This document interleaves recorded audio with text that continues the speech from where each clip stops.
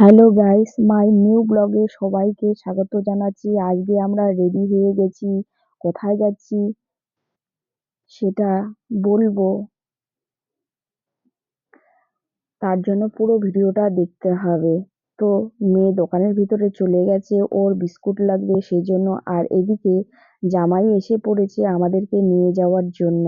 তো অলরেডি আমরা চলে এলাম। এখানে এসে খাওয়া দাওয়া করে নিয়ে বিকালে একটু বিছানায় তুলেছি মেয়েকে ঘুম পাঠানোর জন্য, কিন্তু সে ঘুমালো না।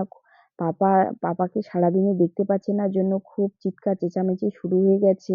এই জন্য এবার কি করছি, একটু বাইরের দিকে আমি ঘুরতে নিয়ে গেলাম। সারাক্ষণ শুধু পাপা পাপা করতেই আছে। পাপাকে ছাড়া যেন কিছুই আর হয় না, কারণ শুধু আমাকেই দেখতে পাচ্ছে। আর ঘুরতে গেলে তিনজনে যেহেতু যাই, ওটা ওর হ্যাবিট হয়ে গেছে। পাপা ছাড়া কিছুতেই, কবার যে পাপার কথা বলছে, পাপাকে ফোন করছে, তার কোনো ঠিক নেই। এবার সেখান থেকে ঘুরে এসে বিকালে দিকে একটু ঘরে বসলাম। ঘরে বসে একটু টিফিনও করলাম, আড্ডা মারছি, গল্প করছি। আর মেয়েও অনেকটা তখন ওদের সাথে অনেকটা মিলেমিশে গেছে।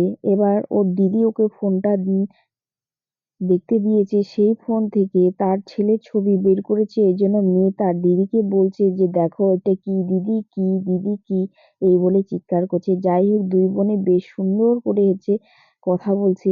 আর ঠিক সন্ধ্যের সময় ওর পাপাও চলে এসছে এদিকে। আর পাপাকে দেখতে পেয়ে সারাদিনের পর এত আনন্দে আর ধরেই রাখতে পারছেন, এত আনন্দ, লাফালাফি ছোটাছুটি শুরু হয়ে গেছে। পাপাকে পেয়েছে সারাদিনের পরে।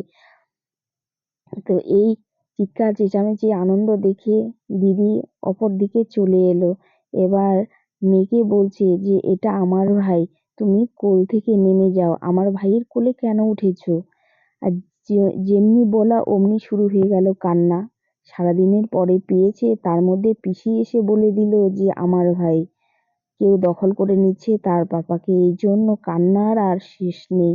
এত কাঁদছে, কান্না কিছুতেই আর থামছে না। তো যাই হোক, এরকম করে করতে করতে এবার বাচ্চারা তো ফোন পেলেই একেবারে সন্তুষ্ট হয়ে যায় কার্টুনের কথা। তো ওর দিদি ওকে ফোনটা দিল যে আসো, মামার কোল থেকে আসো, তুমি ফোন কার্টুন দেখো। যেমনি বলা অমনি তো শুরু হয়ে গেল, ফোন নিয়ে বসে পড়লো।